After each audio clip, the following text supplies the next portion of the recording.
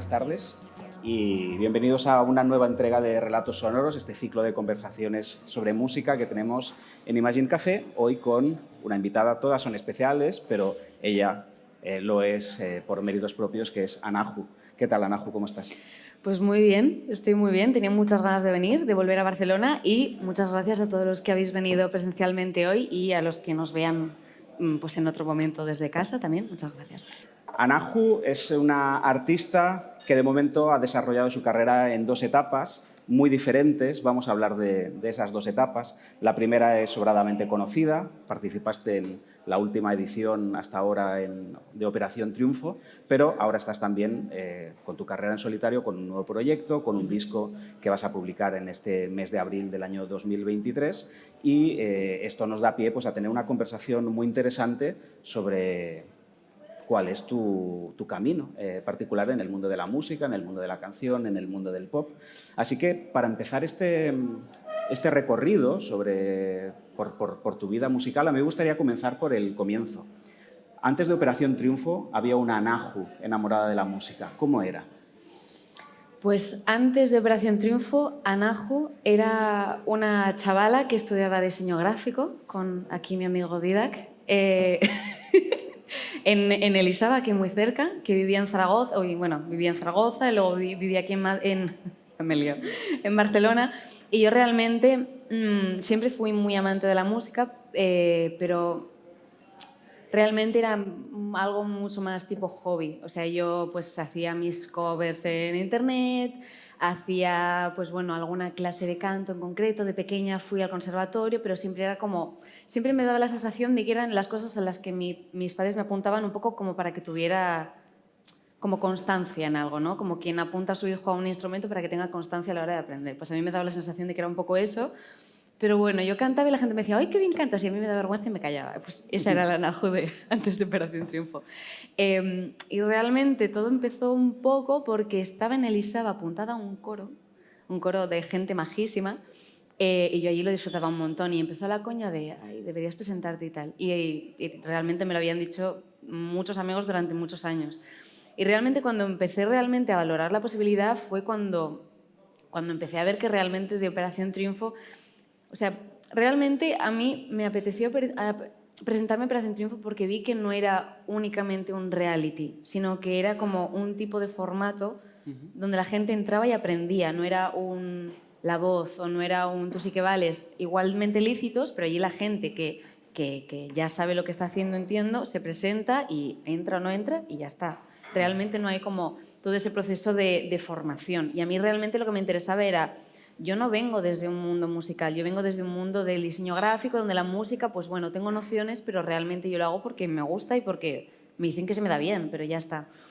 Entonces yo realmente opté por Operación Triunfo como el único sitio al que nunca me presentaría a nivel concurso, por decirlo así, porque me iban a enseñar.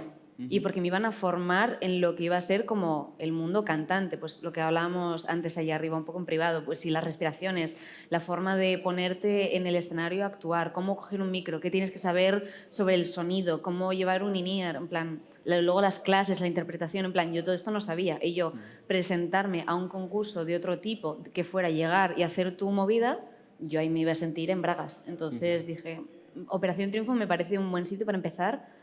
Si al final tengo que tener una carrera de esto, ¿dónde formarme? Por decirlo así. Esto es un tema que a mí me interesa mucho preguntarte un poco más sobre ello, porque quizá en las primeras ediciones, nos tenemos que remontar a 20 y pico años atrás, esto no se percibía del todo así, porque lo que se veía en la tele era fundamentalmente las galas y te hacían un resumen de media hora donde veías que sí, efectivamente, los participantes pues recibían una serie de clases y tenían una serie de charlas, pero interesaba más, ¿no?, pues la charla de comedor, la anécdota, etcétera. Pero fue a partir de la edición de 2017, creo, ¿no?, donde se reactivó el concurso tras varios años de parón, que ya hubo una emisión más extensa de lo que ocurría más allá de las galas y había, y también se colgaba en las redes sociales, clases enteras, ¿no? Ahora no recuerdo si a vosotros os tocó de profesor de Historia de la Música a Miki Puig o teníais a otro, no sé. No, nosotros tuvimos a Zahara. A Zahara, vale. Pues aquellas charlas, ¿no?, pues se podían ver y podías ver que realmente había una formación que seguramente no era ni el conservatorio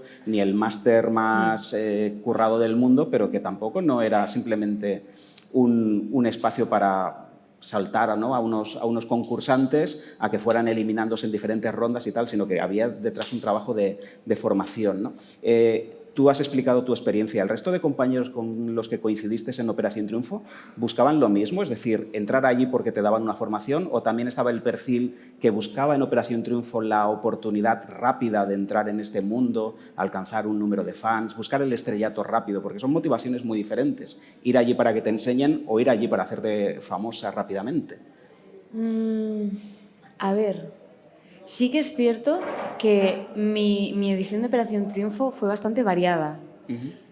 Yo, sinceramente, no recuerdo haber tenido una conversación con ninguno de los compañeros que dijera yo aquí lo que vengo es a hacerme famoso, porque además la mayoría de todos mis compañeros lo que venían era ya de un mundo ligeramente más unido al mío respecto a la música. Por ejemplo, Mayalen, Chica Sobresalto, ya tenía un grupo y era lo que quería era sacar sus canciones y que el mundo conociera sus canciones. Entonces, bueno, pues quería como... O sea, yo creo que tal vez de lo que tú estás comentando es como el único ejemplo que se me viene a la cabeza, pero más humilde, de quiero hacerme famosa. Pero realmente no, o sea, ella es la persona más humilde y la artista más increíble del mundo, y lo que quería era dar a conocer sus canciones, porque hasta ahora se estaba pagando el disco limpiando en colegios. Entonces era como, es mi momento, y yo, genial. Luego había otra gente pues que sí que estaba unida al mundo de la música, pero porque tal vez hacía musicales, o porque tenía un grupo, o porque cantaba en las bodas, o cantaba en un bar, entonces le apetecía como subir un poco el nivel, pero bueno, saltándose como esos pasos. O sea, en ningún momento yo lo percibí como el querer hacerse famoso por querer hacerse famoso, sino por realmente querer dedicarse a la música, ¿sabes?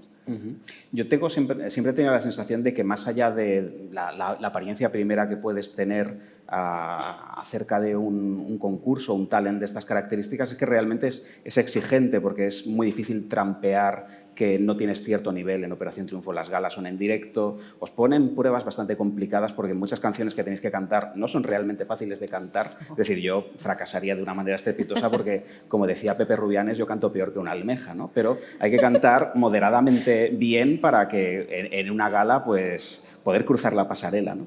Entonces, digamos que el nivel previo ya está ahí, ¿no? En otros talents que pueda haber en otros contextos, incluso me parece que ni siquiera ese nivel de exigencia previo es tan grande. Se me ocurre, por ejemplo, el ejemplo de MasterChef, que puedes cocinar muy poquito, ¿no?, pero sobre la marcha aprendes, pero a cantar en 2 semanas no se aprende. No. ¿Tú lo llevaste innato, o cuando fuiste a esas clases a aprender instrumentos también diste alguna clase de canto? Yo sí di una clase de canto, además, yo he dado varias clases de canto, miento. He dado aquí una en Barcelona y di en Alcañiz cuando era pequeña, pero realmente tampoco sé si me sirvieron. Y lo siento mucho por si de repente ahora mis antiguas profesoras lo ven, pero quiero decir, yo al final he aprendido lo que sé por imitación. Yo veía a quien me gustaba, intentaba entender qué ocurría aquí, porque al final esto es un músculo que en cada persona funciona de una forma, pero para que salga el sonido es una cosa de hacer así, por decírtelo. Y también hay una biología previa, ¿eh? Es decir, como lo tengas, eso no se puede cambiar. Sí, pero si tienes el dote... Claro, pero yo, por ejemplo, oía una Adele y oía una Christina Aguilera y decía, ambas son cantantes, pero ¿qué hay de diferente en su forma de cantar? ¿Qué están haciendo diferente? En plan, ¿cómo puedo impostar yo así la voz? Era como las cosas que a mí me interesaban, ¿no? Era una cosa totalmente física y de oído, por decirlo así. Entonces yo realmente aprendí, o al menos con el nivel con el que yo me presenté a Operación Triunfo, yo aprendí ahí. Luego sí que es verdad que en el resto o sea, en las clases a las que fui, sobre todo con el coro con el que estaba en Elisaba, me enseñaron muchas cosas de respiración, como de apoyar, porque es muy importante como la forma física que tienes a la hora de cantar, como para aguantar las notas, la resonación o toda esa vaina.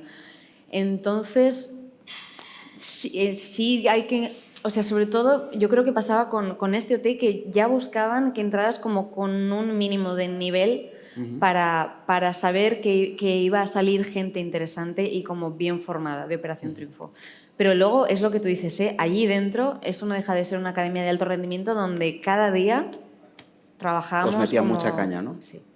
Has dicho antes una cosa que a mí me ha despertado una pregunta muy de ratoncillo de biblioteca, muy de persona repelente. Es que, claro, decías que intentabas, ¿no?, imitar a Adele o a Cristina Aguilera. ¿Eso te tuvo que descubrir alguna limitación o alguna... Sí, algo sobre tu voz? Porque son dos voces muy diferentes. Adele es contralto y Cristina Aguilera es soprano. Es decir, si tú intentas cantar una canción de Cristina Aguilera pero no tienes capacidad de llegar a las notas altísimas a las que ella llega, ahí te frustras si no entiendes que realmente tu registro no es ese. ¿Qué descubriste? O sea, ¿qué limitaciones y qué virtudes encontraste simplemente con ese juego instintivo que luego alguien te dirá, oye, pues es que tu registro vocal es este, por tanto no llegas ahí, que igual ahora eres una súper soprano y llegas altísimo, que no lo sé, ¿no? Pero bueno. O sea, yo, por ejemplo, pues obviamente descubrí cuál era mi rango vocal. ¿Cuál es? No, ahora mismo no me lo sé, pero más o menos me pone, en plan, si lo oigo digo, vale, ya, aquí no llego ni de coña, no te hago un silbato Ariana Grande, ¿sabes? Bien. Pero, por ejemplo, sí, como que sí entendí, una cosa que sobre todo entendí mucho a base de hacerme daño, porque realmente yo intentaba imitar y me hacía daño, porque no entendía cuál era la técnica. Porque no llegabas. Claro, entendí que hay veces que impostar mucho la voz no es gritar, y yo gritaba. Entonces decía, aquí hay algo que no está bien porque me estoy quedando afónica enseguida. Entonces, estas cosas, por ejemplo, pues las iba aprendiendo. Y luego en Operación Triunfo, Mame, nuestra profesora de canto, les decía, no, es que esto se llama belt y lo tienes que hacer así y te tienes que poner así, tienes que apoyar aquí atrás y entonces tienes que estar así y si miras arriba es mejor. Y era como, wow, claro, yo esto en mi casa sola, pues no, obviamente no me sé los pasos para hacer la técnica en la que no te hagas daño y aguantar durante 2 horas de concierto haciendo canciones con esa guisa y con esa energía y que no te mueras y poder hacer una gira de 80 conciertos. Claro, entonces yo aprendí a base de joderme de que no tenía que gritar para ser Cristina Aguilera. Es que en ese aspecto una buena orientación y una buena formación es fundamental, sobre todo porque si tú quieres cantar canciones al estilo Cristina Aguilera, R&B, pop, etcétera, necesitas también profesores diferentes a los que necesitarías para cantar flamenco o para cantar ópera. Sí, o para lírico, sí, o sea, son técnicas, tienen muchas cosas en común, porque luego al final pues el cuerpo es el que es y los resonadores están donde están, pero cada técnica es como distinta y hay profesores, entiendo, que pilotan más de una o de otra, sí. Ahora quiero preguntarte cómo es el día después de abandonar la academia, cuando ya no puedes cruzar la pasarela. Bueno, tú llegaste a la final, ¿no? Pero digamos que llegó un momento, ¿no?, en el que bueno, ya se acaba Operación Triunfo, se acaba la exposición, comienza la carrera, pero también se acaba esa formación que tú estás diciendo, ¿no? ¿Cómo fue el día después? ¿Qué pensaste y qué pasos quisiste seguir? ¿Mejorar la formación o ya lanzarte directamente a empezar a trabajar en un proyecto propio? Pues fue una sensación como de vacío rarísima, además, porque recuerdo que el mismo día que nos dijeron, en plan, bueno, no el mismo día, pero el día siguiente era como que dormimos en la casa, pero luego te despertabas y media academia ya la habían desmontado. Y de repente todo ese día tenías entrevistas y veías todo como rarísimo. Y decías, y claro, yo durante casi 6 meses llevaba una rutina que ahora de repente esta rutina se me rompe y me vuelvo a mi casa y no sé, fue todo bastante un poco raro. Sí que es verdad que entiendo que no lo viviríamos igual gente de otras ediciones a mi edición, porque en mi edición hubo un parón por la pandemia. Es verdad. Entonces como que eso rompió un poco también como la sensación de burbuja de Operación Triunfo. Pasamos a otra burbuja en casa, sí. esas cosas, pero como que de repente ahí nos quedamos todos un poco rotísimos. Pues no lo recuerdo muy bien, porque sí, creo que me lo tomé un poco a jauja, la verdad, porque fue como reencontrarse con los compañeros, no creo que nos fuimos de fiesta, bueno, en plan, fiesta lo que se podía, no nos fuimos de farra increíble, pero como que, no sé, me lo tomé un poco celebración y también tenía como cierta seguridad, yo creo, de no encontrarme como ante un vacío existencial sobre mi futura carrera, porque gracias a Dios cuando yo salí de Operación Triunfo yo sabía que estaba firmando con Sony, sabía que tenía, en plan, que iba a empezar un proyecto, que no iba a ser algo como muy inmediato, pero como que yo ya sabía que me iba a introducir como en un proyecto propio y tal. Entonces, bueno, fue raro porque de repente fue como desaprender la rutina que tenía y tal.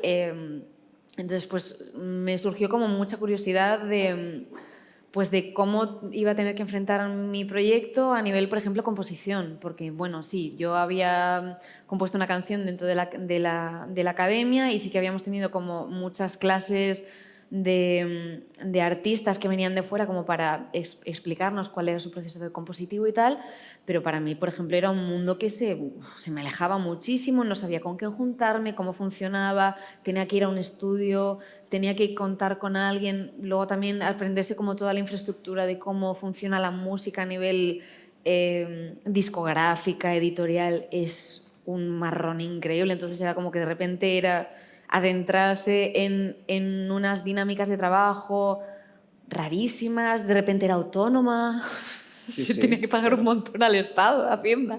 O sea, era todo rarísimo. Entonces fue como de repente empezar un trabajo nuevo en el que tienes que aprender las dinámicas de quién es quién, qué hace quién y a qué te tienes que dedicar tú a partir de ahora. Que de esto se habla poco, pero que la mayoría de los músicos, a menos que se conviertan en sus propios jefes, en su propia empresa, son autónomos. Y entonces, claro, todos autónomos. La dinámica del todos autónomo es hundidos jodida. en la miseria. Sí, sí. Con Hacienda hablando, quiero decir. Sí. Ya sabrás cuál es tu tramo de cotización este año, Mira, aparte, no me hables de y eso mejor no hablar de esas cosas, ¿no? Porque me pongo a llorar. Eso es una historia de terror. Vamos a intentar hablar de algo que creo que es más bonito. Cuando sales de la academia también te encuentras con un mundo real en el que de repente hay gente que te reconoce, te sigue, le gusta lo que haces, Sí. se compromete contigo a seguirte, ¿no? y a ser fan, ¿no? ¿Cómo fue el primer encuentro con ese mundo real del fandom de Anahu, que pasas de estudiar diseño en Barcelona a de repente gente que te reconoce por la calle, te pide fotos y este tipo de cosas? Además, la primera la recordaré, pero siempre, porque fue rarísimo. Claro, yo esa mañana, en plan, el último día de... Ya ni era academia, ya no había programa, era como al día siguiente que teníamos como una rueda de prensa por la mañana en Operación Triunfo. Y yo recuerdo que la acabamos como a la hora de comer, me dejaron en mi casa y yo luego había quedado con la gente, en plan con los compañeros en casa de no sé quién. Y dije, vale, oye, voy monísima vestida, me voy así. Saliendo de mi casa, ¿Anahu? ¿Que te reconoció porque vas vestida igual? Y yo, mierda, claro. Y claro, me giré en plan, ¿de qué te conozco? Sin yo ser como consciente de que no la conocía, me conocía ella a mí. Entonces fue como rarísimo esa primera cosa de... Las primeras personas con las que me encontraba era como... esta sensación de no recordar si la conoces o no la conoces, si te acuerdas de su nombre y tal, y era como... Es que igual no nos conocemos, pero ella sí a mí porque, bueno, porque ha seguido el programa. Entonces, las primeras fue rarísimo y yo además recuerdo que me había retroalimentado de algunos compañeros de otros años y me decían, bueno, esto tal, en plan, está muy bien que te conozcan, pero bueno, que en plan, que sepas tú también dónde quieres tú poner el límite y luego también pues cuidar tu independencia. Entonces yo recuerdo que entraba en mi casa como tapándome, en plan, no quiero que sepan dónde vivo. Si veía que alguien me seguía, daba como 2 vueltas a la manzana para entrar después, en plan, ya, un poco movida. Pero sin quitar que cuando yo luego me encontraba a la gente era como muy guay, o sea... En plan, que de repente se conocieran mi nombre o me hablaran de esta canción o, oye, he escuchado esto que me encanta, deberías escuchar... O sea, como... Operación Triunfo tiene una cosa muy curiosa porque al final cuando quien realmente ha seguido el programa es muy probable que haya seguido el 24 horas. Entonces tiene esta cosa rarísima de que te han visto comer, te han visto despertarte, te han visto ensayar, te han visto relacionarte con profesores y compañeros, en plan, te han visto tu día a día. Entonces, también hay mucha sensación del fan de Operación Triunfo que le da esa sensación de cercanía contigo porque te conoce. Entonces, a mí al principio, igual hay veces que me parecía como violento porque no lo entendía, pero luego ya dije, bueno, a ver, obviamente entiendo, siempre era todo el mundo era majísimo, súper majos, adorables, me pedían fotos, besos, y todo guay. Pero sí que es verdad que era el momento de comprender qué era lo que estaba pasando como en mi cabeza fue rarísimo. Pero porque tenía que entender eso, que la gente me conocía a mí, pero yo no sé. Es que es rarísimo de explicar también. Oye, y una cosa, antes de pasar a hablar del EP Mood y de lo que haces, Roberto Leal, ¿qué tal? Es majísimo. ¿Sí? ¿Es lo que parece que es? Sí. Porque claro, lo ves en Pasapalabra y lo ves en Operación Triunfo y está siempre sonriendo, nunca tiene un mal día. Este hombre parece Nunca le tiembla el labio y te está todo el rato sonriendo. Yo cuando sonrío más de media hora me empieza a hacer la boca como cosas rarísimas. Y luego que era guay porque como antes de las galas hablábamos con él, oye chicos, ¿qué tal? Estoy nervioso. Y yo como, bueno, sí. Y tú lo veías a él como de repente como A ver, él obviamente pues se ha preparado para eso, ¿no? Pero como con un desparpajo en directo y saliendo de las movidas que pasaban en el directo como, no sé, como pez en el agua. Yo no sé, o sea, me parece un gran profesional y era majísimo. Es que era majísimo. ¿Habrá reencuentro en Pasapalabra pronto? ¿Te han llamado ya o no? Ay, Roberto, cuando quieras me llamas. Yo voy encantada. No sabré nada de Pasapalabra, pero mi padre es fan. Yo voy. Solo por mi padre también. Este corte para Instagram, ¿no? Este corte le etiquetamos a Claro Roberto. que sí. Un beso. No, hombre, porque claro, o sea, aparte yo me llega, o sea, Pasapalabra me llega a la hora de cenar y normalmente lo veo, ¿no? Y cuando hay alguien de Operación Triunfo, él se emociona mucho y abraza Hombre, a los y es es que como, es guay. es mi niña, es mi niño y está como muy afectuoso, o sea que tendrás que pasar por allí tarde o Eres temprano majísimo, la verdad. y a resolver la sopa de letras y ese tipo de cosas, o sea, va a ser divertido. Madre mía, qué espectáculo, sí, sí. Divertidísimo. Tú comienzas tu contrato con Sony al poco después de salir de la academia y en el año 2021 ya comienzas a publicar canciones, hay un EP. Y ese material que tú grabas en ese momento es muy diferente al que empiezas a hacer en el año 2022, a finales de este año pasado.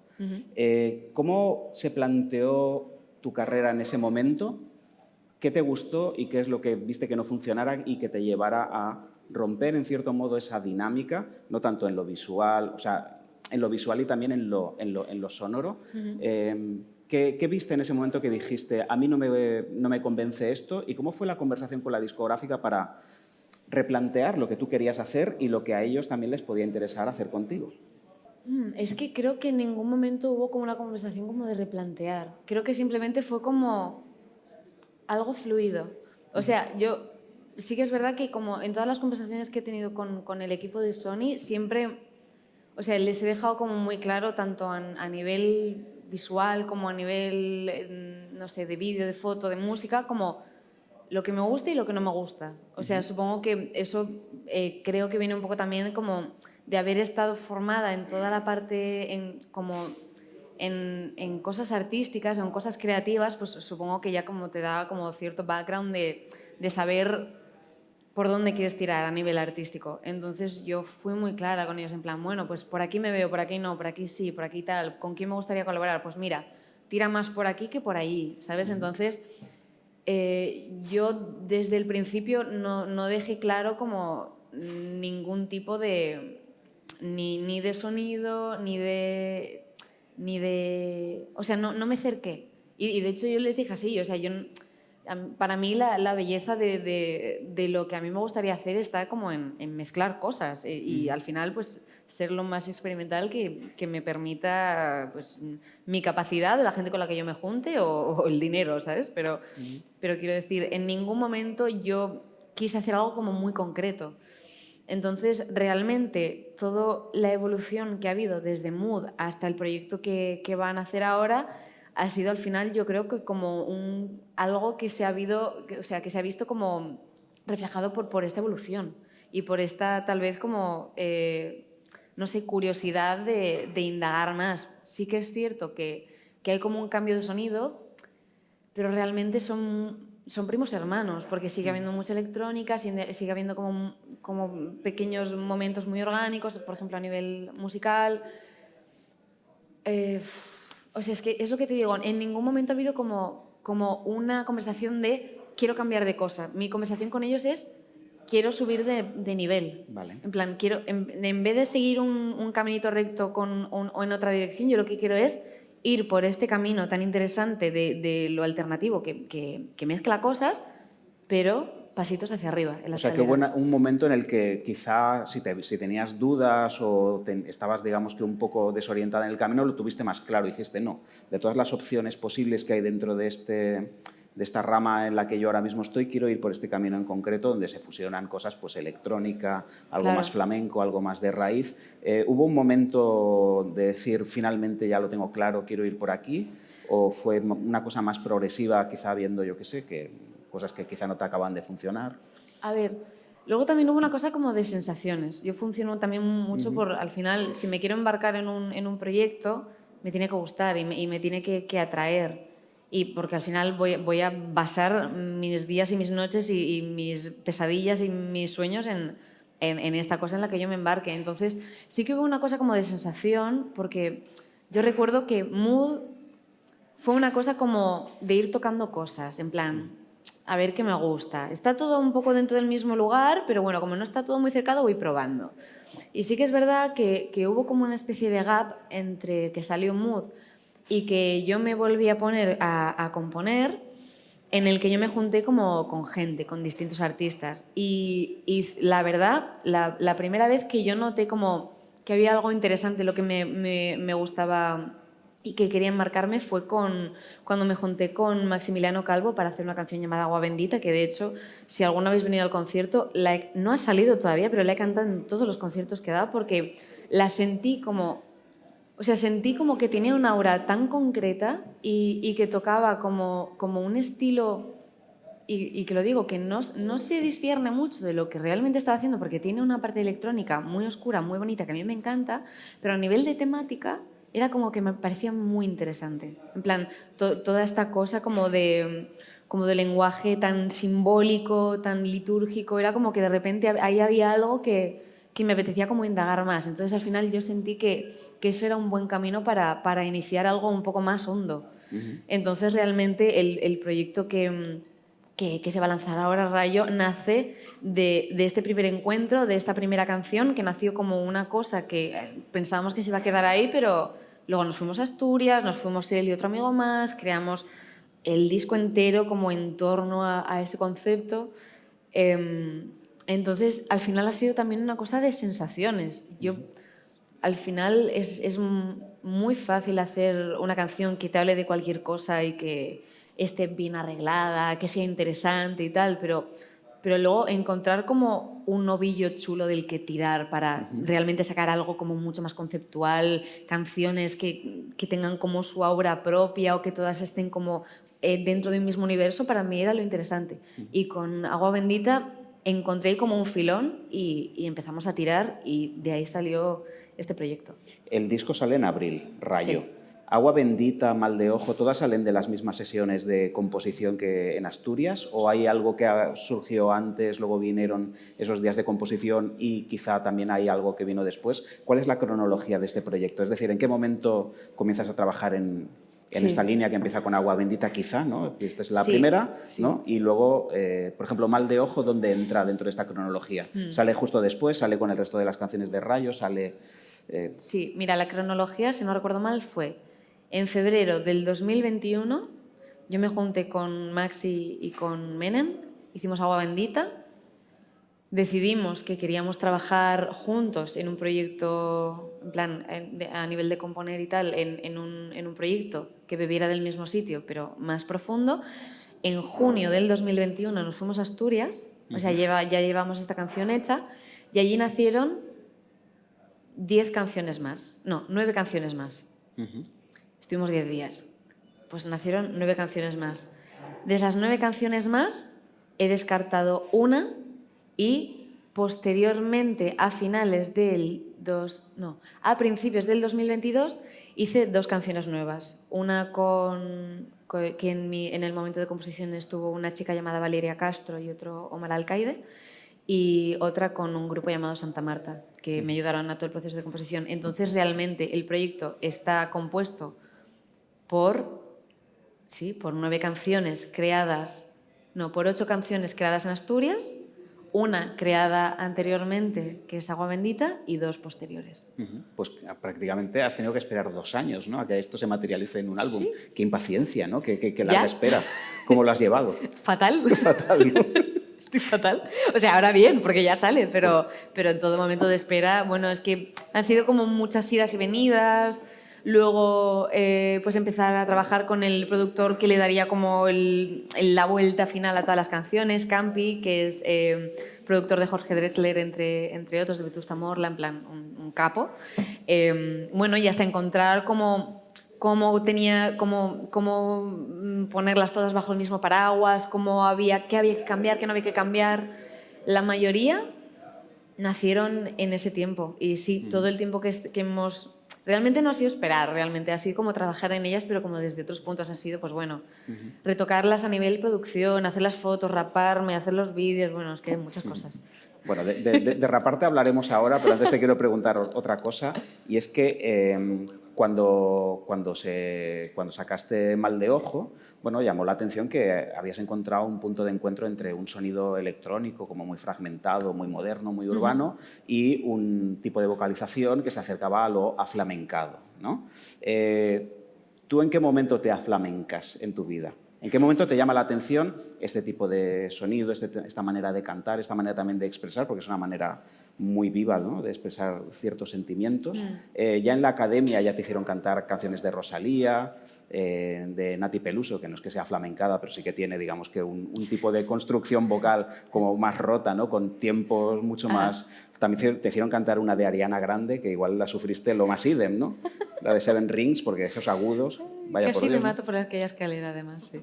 Sí. Una cosa. Entonces, creo que has comentado en algunas entrevistas que, bueno, que ya poco a poco, de manera instintiva o forzada, ya te estaban llevando un poco por un camino, ¿no?, de cantar de esta manera, pero con Mal de Ojo ya hay una concreción, ¿no?, muy, muy clara, ¿no?, de un tipo de sonido que ahora mismo te define, ¿no? ¿Cómo llegas hasta ahí? Pues, o sea, yo antes de entrar a Operación Triunfo, yo realmente era como el inicio de descubrir un poco a estos artistas o un poco todo este mundo que realmente yo, desde mi ignorancia, lo había como vinculado mucho como a las grandes artistas flamencas o a los grandes artistas flamencos que yo no conectaba con ellos. Pero bueno, luego apareció María José Yergo y me enamoré de su voz, o yo qué sé, como no sé, hace muchísimos años cuando Rosalía estaba empezando con Los Ángeles, pues dije, wow, ¿qué es esto? Y ahí pues yo qué sé, Loli Manuel, bueno, no sé, como que de repente como que me empecé a interesar un poco más por eso. Entonces esto yo qué sé, sería como 2 años antes de empezar en Operación Triunfo.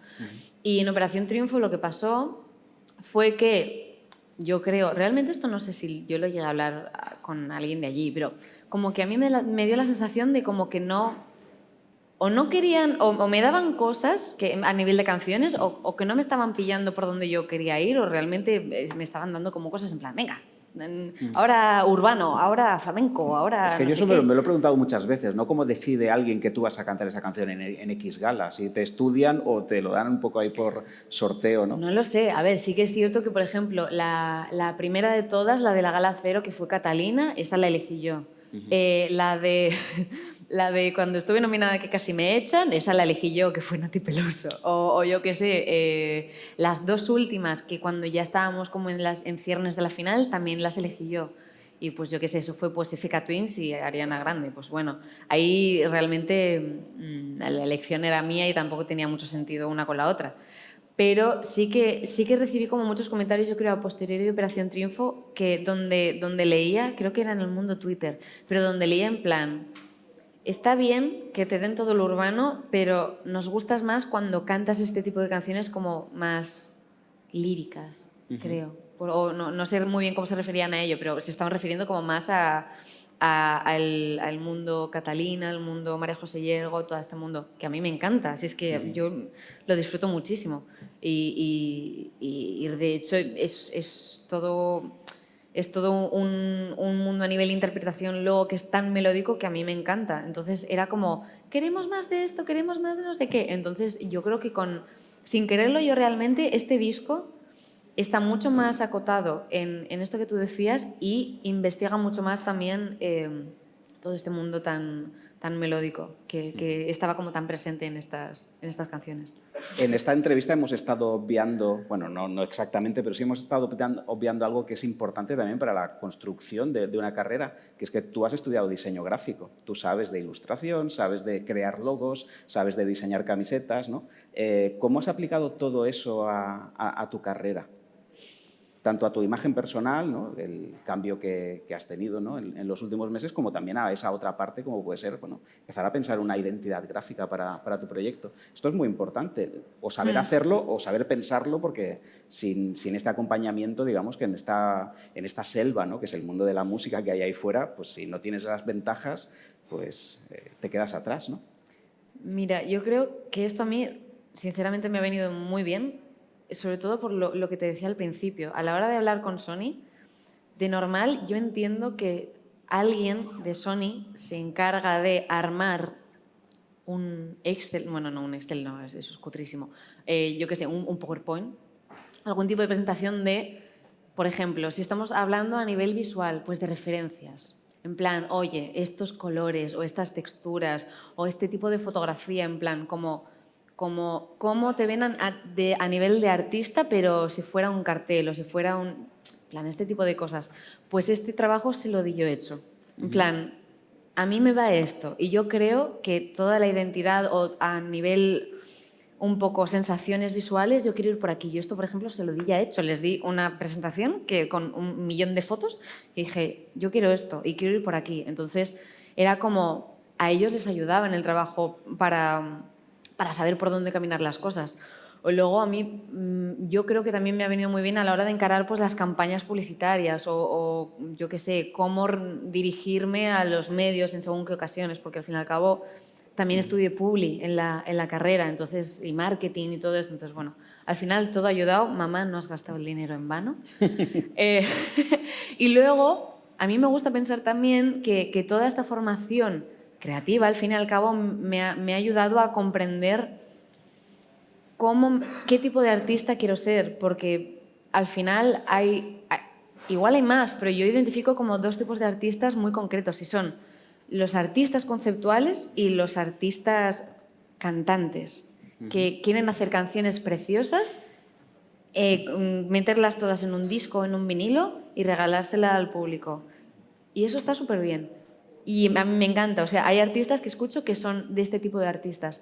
Pero un artista que tiene una imagen, que tiene un discurso, que todas las canciones están hiladas, que de repente es una historia, que de repente te hace o sea, que busca como lo conceptual, para mí es como el sumum. Entonces, al fin y al cabo, por ejemplo, en diseño gráfico, esto es una cosa que te enseñan, en plan, no sirve de nada que me hagas un diseño precioso si no tiene un concepto detrás, se va a caer, no se aguanta por ningún lugar. Claro, dilo. Es que claro, Dida que estuvo conmigo en el máster y éramos, vamos, los más frikis de estas cosas. Entonces era como, busca el concepto, ¿esto por qué? ¿Por qué este color? ¿Por qué esta foto? ¿Por qué la mano hace así? ¿Por qué no sé qué? Entonces, como ser tan detallista es como que dota, para mí, de mucho más significado un proyecto. Entonces, el haber venido de la publi, del marketing y del diseño gráfico me ha dado como, yo creo, esta vertiente de ver lo que tiene que ser un disco, lo que tiene que ser la música, pero desde un punto como más conceptual. ¿Cómo me enrollo? Pero es que, bueno, es que es así, o sea, que realmente como los artistas que lo trabajan desde esta perspectiva me parecen mucho más interesantes.